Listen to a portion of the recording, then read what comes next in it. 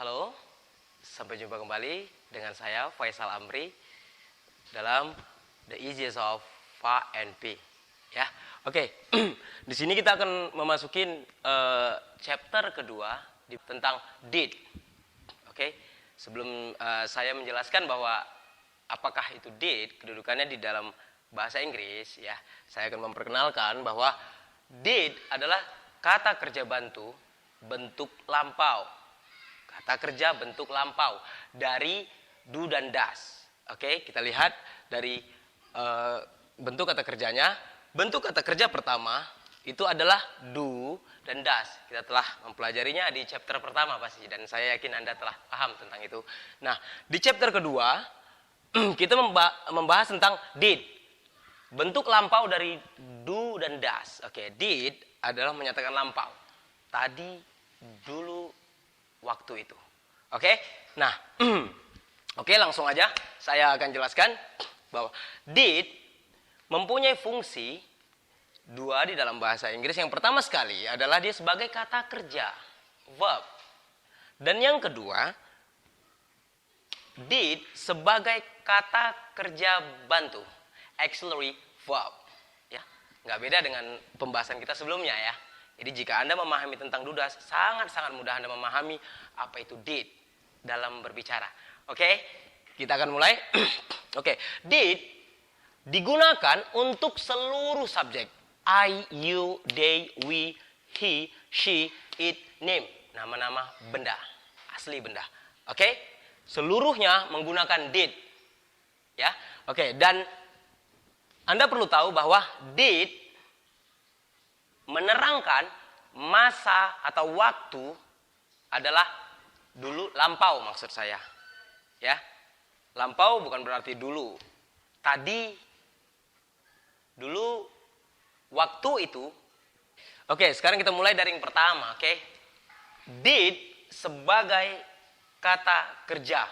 Kata kerja yang murni, sama dengan kata-kata kerja bentuk kedua lainnya, ya. Oke, saya akan mengambil contoh dengan kata-kata kerja seperti ini ya. When adalah bentuk kedua dari go, pergi. Bentuk keduanya adalah when. Bentuk ketiganya adalah gone. Bentuk ing atau kata kerja bentuk ing adalah going. Oke? Dan kata kerja yang ketiga saya gunakan sebagai contohnya adalah bought. Oke? Nah, bought adalah bentuk kedua dari buy, membeli artinya. Bentuk keduanya adalah bought, bentuk ketiganya adalah bought, bentuk ing adalah buying.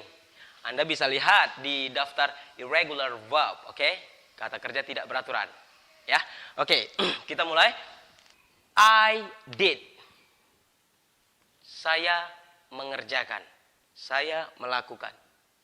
Nah, did posisinya sebagai kata kerja, murni kata kerja. This job, pekerjaan ini, keterangannya yesterday, kemarin. Lihat, keterangan yang digunakan adalah menentukan atau menyampaikan bahwa kegiatan itu dilakukan kemarin. Dan did yang menerangkan bahwa kegiatan itu dilakukan pada masa sebelumnya, lampau. Ya, berarti did menguatkan terhadap keterangan lampau yang kita gunakan. Oke, jika keterangannya digunakan. Jika tidak digunakan, I did this job. Saya mengerjakan pekerjaan ini. Tadi, dulu, atau waktu itu. Intinya, did sebagai kata kerja bentuk kedua yang kita gunakan menyatakan lampau. Oke, berita lampau. Ya, kegiatan yang lampau kita lakukan. Oke, untuk contoh yang kedua, saya menggunakan kata when. Bentuk kedua dari go, artinya pergi. Jadi when, pergi, lampau. Oke, lihat. Subjek yang saya gunakan adalah he. He went. Dia pergi. He went to school by a bus.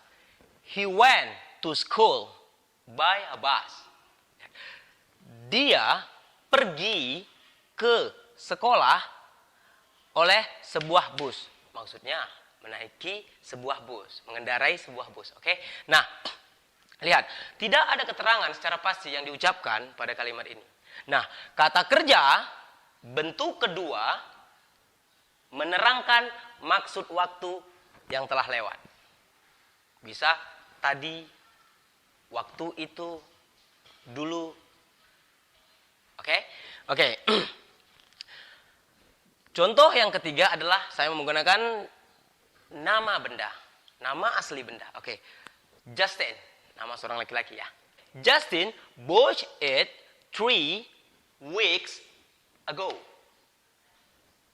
Justin membelinya 3 minggu yang lalu. Lihat, 3 weeks ago. Lampau. 3 minggu yang lalu.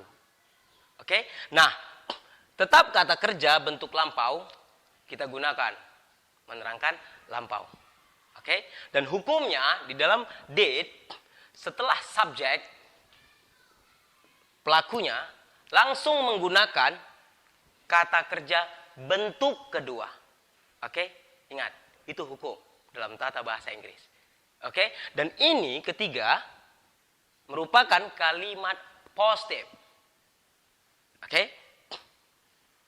Yakin kan Anda paham ya? Oke. Bagaimana jika dia berfungsi sebagai kata kerja bantu, auxiliary verb? Berarti kan tidak. Jika did ditambah not. Did not atau disingkat didn't. Didn't. Oke? Lihat. I didn't. Did di sini bukan berfungsi sebagai kata kerja, tapi berfungsi sebagai kata kerja bantu, auxiliary verb. Dan artinya bukan tidak mengerjakan, tidak. Artinya hanya tidak. I didn't, saya tidak. Kegiatannya mengerjakan, do.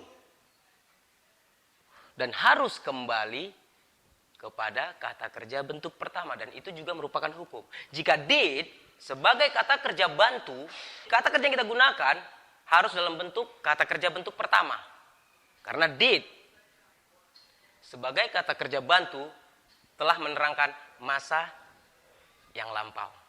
Oke, kita lanjut ya. He didn't go. Dia tidak go, pergi. To school by a bus. Dia tidak pergi ke sekolah naik sebuah bus. Oke?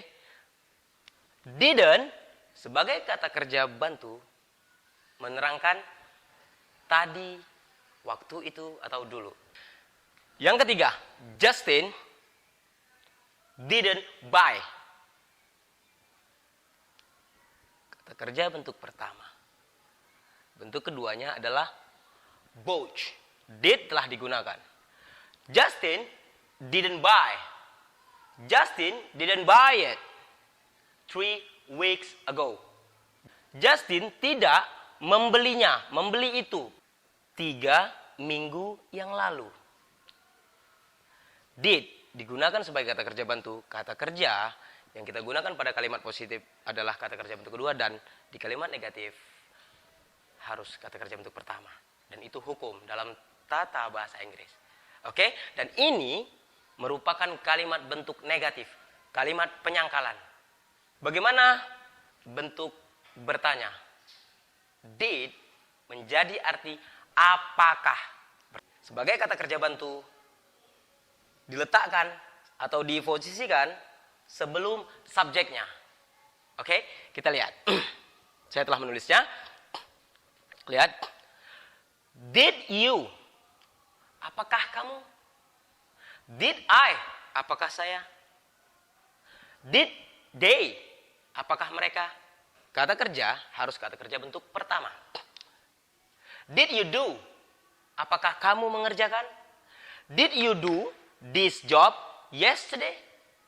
Apakah kamu mengerjakan pekerjaan ini kemarin? Seperti itu. Dan did di sini sebagai kata kerja bantu artinya apakah. Ingat ya. Dan posisinya sebelum subjek. dan did sebagai kata kerja bantu dalam maksud bertanya. Oke, lihat. Dalam bentuk contoh kedua. Did he go to school by a bus? Apakah dia pergi ke sekolah naik bus? Waktu itu, dulu, tadi diterangkan oleh kata kerja bantunya. Did itu tadi. Contoh ketiga adalah did Justin buy it? Apakah Justin membelinya? Apakah Justin membeli itu? 3 weeks ago. 3 minggu yang lalu. Untuk yang berikutnya, did sebagai kata kerja bantu yang menegaskan terhadap suatu kegiatan yang kita lakukan di masa yang telah lewat, lampau. Oke, kita lihat contohnya ya.